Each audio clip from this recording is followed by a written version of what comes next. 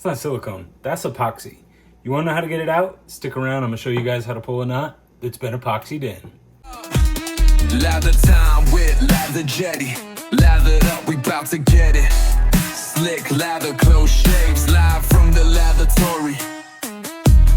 Yeah. Welcome back, y'all, for another edition of Lathertory. On location, special location for this episode. We're doing another little how-to video for you guys. So, how many times have you guys bought a brush, complete brush, not unlike this one right here? This is a beautiful wolf whiskers that I got on BST. Got an incredible deal on it. I believe that's a 24 millimeter Maggard's SHD bulb knot in there. I like it. I'm not in love with it. Kind of curious about some smaller knots, some of the different ones, like some of the other Bodies that I'm more familiar with in smaller sizes. So, it's epoxied in though. I can't pull that out. It's not silicone. It's not my usual plumber's tape. So how do we get that out? I'm going to show y'all. I figured out a way to pull epoxy knots from handles where they don't damage the knots and they don't damage the handle either. So that's kind of the goal.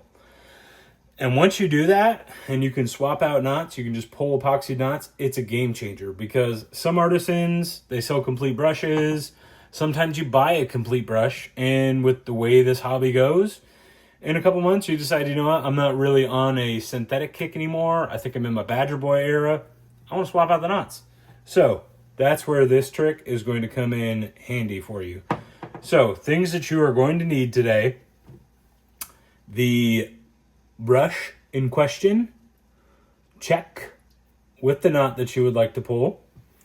You're going to need a rubber band, a pot of boiling water, and I'll get into like the amount of water and everything like that in a second. And then also, this is my barbecue glove. Really, you need like oven mitt, something that you can kind of securely hold on to. The handle's going to get kind of hot. This is what I use for like my grill and my smoker and everything like that. So that'll fit the ticket for pretty much what we're going to need. Oh, also, we need a coffee mug. Let me grab a coffee mug. Boom. Little plain coffee mug. Actually, it was my UF mug that got me through grad school. You can kind of see the imprint right there, but it all faded in the washer. So, you know, some memories in there. Coffee mug as well, and that's kind of the crucial part.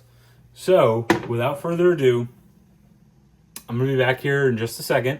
I'm going to switch the camera angle up, see if we can get looking down so I can explain this a little bit better, with a little bit better bird's eye view for you guys. So give me just 1 secondo. All right, y'all, we are back. So, apologies if I think this is a good camera angle. I'm kind of looking up at my phone right now.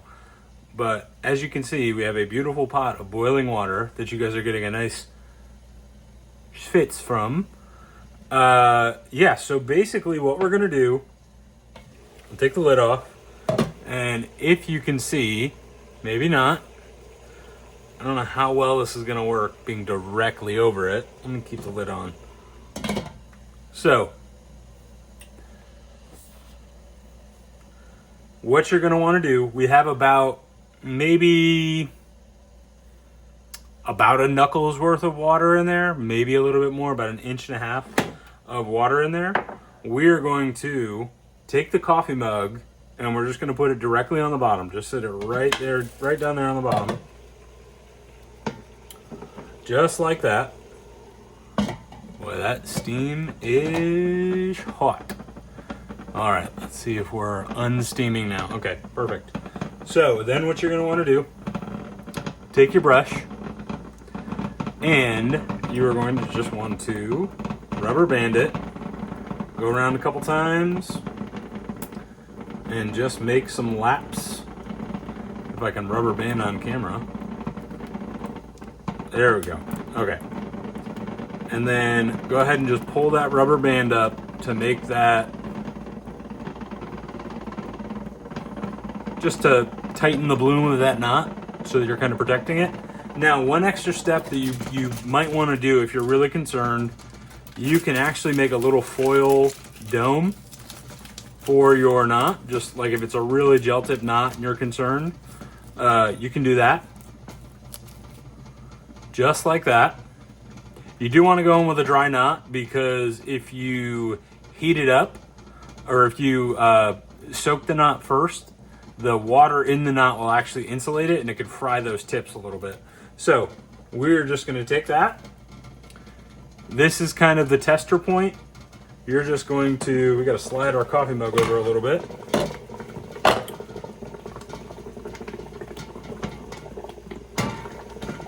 Probably put the glove on. There we go. Okay. So we're gonna slide our coffee mug over a little bit. Just into the middle there. Gonna keep working. This is a great camera angle, but I gotta keep working against the steam on the camera. So we're gonna take our knot, we're gonna put it down, not down, into the coffee mug. Boom. Just directly into the coffee mug. Put the lid back on the pot. We're going to set a timer for 5 minutes. This is crucial. You do not want to overdo it. You want to just go a couple minutes at a time. And then especially the higher quality badger knots like this, those high quality glue pugs, they can handle this. So you're fine with this. Now, if you use some cheaper knots, you might want to just go a couple knots at a time. Once we get this first 5 minute cycle done, I'm gonna bring you guys back. I'm gonna take a couple tugs on the knot, and I'll kind of show you what I look for with that. So give me 1 second, and we will be back. All right, folks, our timer just went off at 5 minutes. So we're gonna crack the lid. Make sure you have your glove, your hot mitts on, whatever. That handle is going to be hot, so do not burn yourself. Reach down in there. And we're just going to pluck it. Boom. All right, I'm going to slide this off to the side. So you can see that we are left here with our knot. Now, what I will do is I will probably grab another glove, and I will just kind of slowly pull some of these subsidiary hairs, and just kind of slowly pull them. If they do not pull right away, that is a good sign that the glue plug is still perfectly intact. Again, this is not without risk. So in order to pull this off, you need to be prepared that you might lose the knot that you have. You shouldn't, as long as you do it properly, but there's always a chance. So I want to point that out. I've lost one Mula STF, and it was before I did the coffee cup trick. So I will explain that later at the end of the video. But basically, I will just kind of start pulling on that knot now and pull a little bit firmer. And it does not seem to want to give. So I think that we are not quite ready yet. So we're going to put its little foil hat back on. And we are going to throw it back in again. Back in there for another, spill water on the burner, 5 minutes.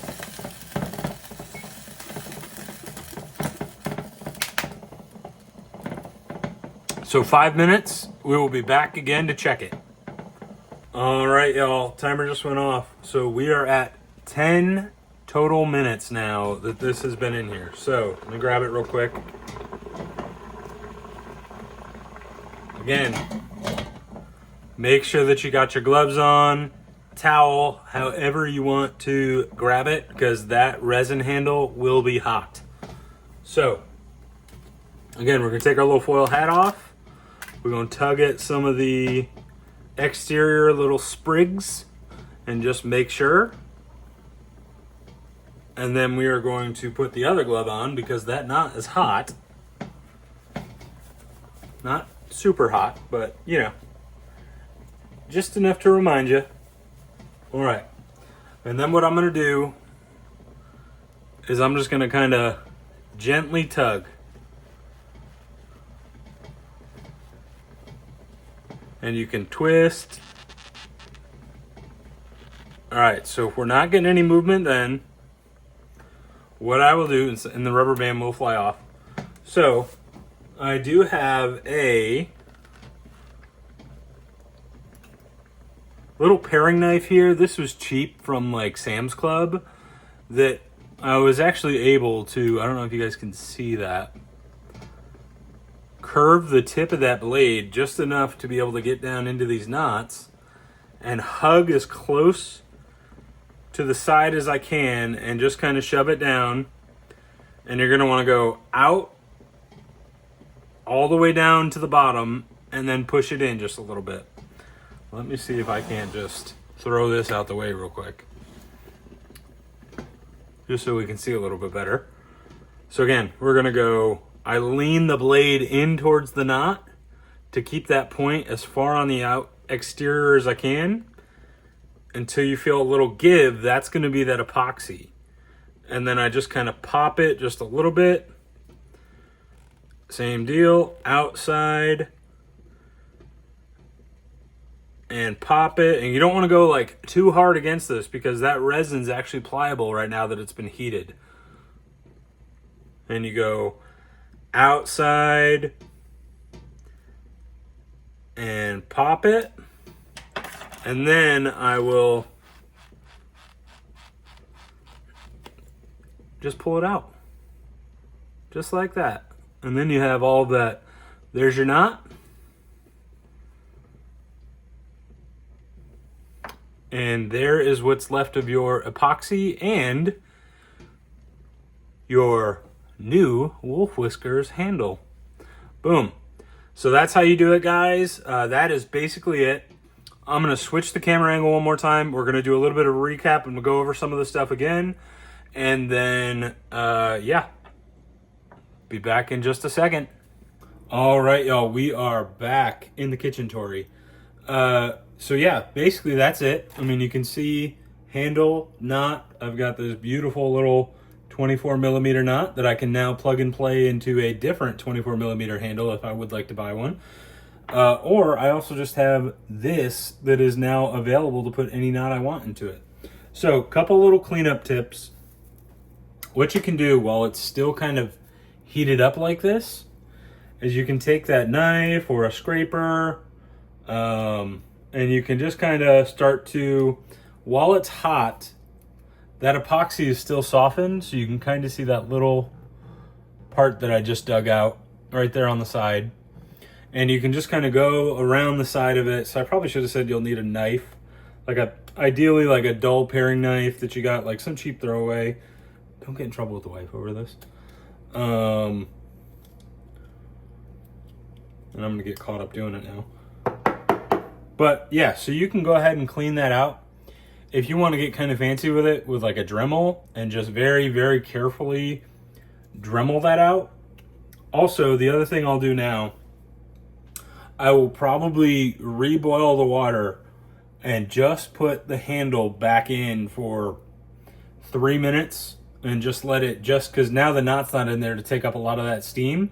So that epoxy will heat up really quickly and it'll get really pliable. So I'll probably do that just to clean that out. And again, drop any questions that you guys want. Get a hold of me.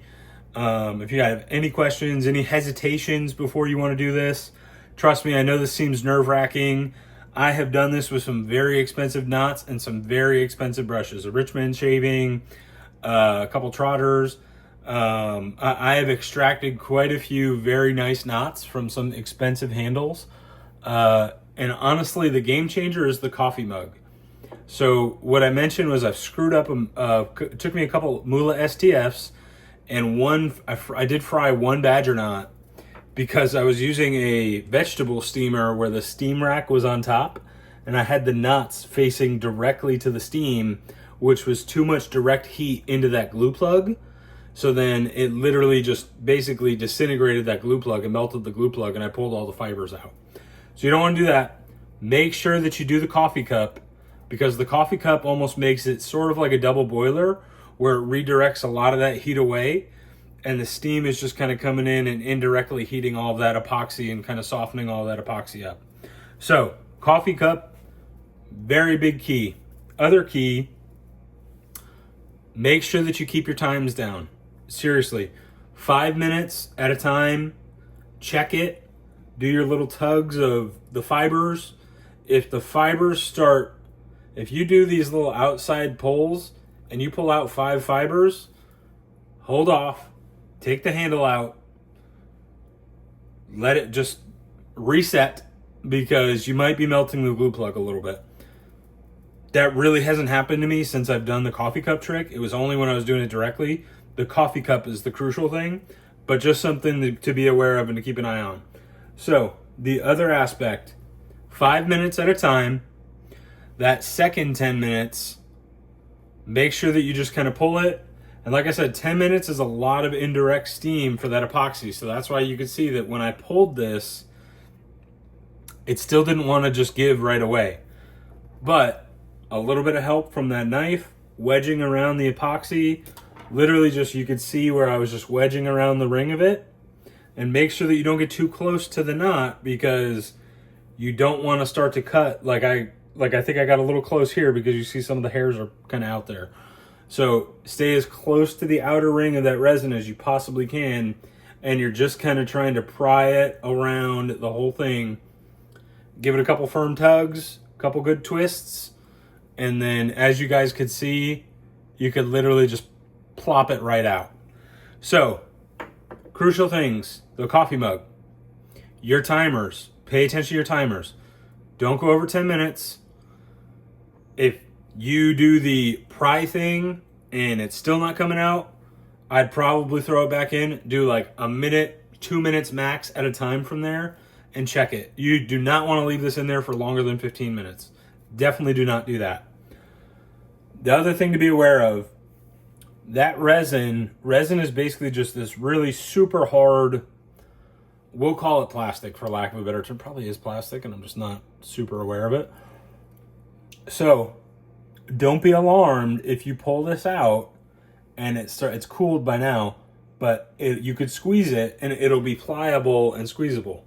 Don't mess with it too much, because as soon as it cools down, it's going to reharden and just take its shape and stick just like it is now. So just be careful. That's why I say, as soon as you take it out of the steam and you go to do the knife trick around it, be careful with not Ritz cracker stuck under my tongue. Be careful not to like fully leverage the resin against it, because you might kick out that resin a little bit. So again, just be ginger with it. Give it time. Guys, honestly, I think I'm 10 for 10 since I switched to the coffee mug trick. I'm not trying to toot my own horn, but I think the coffee mug is the crucial factor here. And I love it. I'm not locked into like just the knot that a brush maker is going to make me buy. I'm not locked into a knot for the long run if I just want to swap it out. And now I can literally just put whatever knots and whatever handles I want. Or, like this handle I could bore out a little bit wider if I want to make this a 26, which I might do. Who knows? The world is your oyster. So, like I said, that is pulling a knot that was epoxied in. This will work for silicone too. If you don't, I've done it before where I didn't realize that a knot was siliconed in. It worked. But this is really for those epoxy knots, the stubborn ones that you get from an artisan that they epoxy in. And yeah, and then like I said, once you get this all cleaned out, that's what I'm going to do now. You almost got a brand new handle. It's kind of cool. So, all right, guys, with that, thank you for joining me for another edition of this how-to series that I'm doing. Hope this helps you guys. Hope this kind of gives you a little bit of some of the aspects of the DIY and opens up some more options for some of your favorite handles for you. And yeah, don't hesitate. If you guys have any questions whatsoever, please hit me up. With that, tuning out from the Lathertory, your boy, Lathertory Yeti. Thanks, guys, for joining me again. Thanks for all your support. Until the next time, bid you adieu.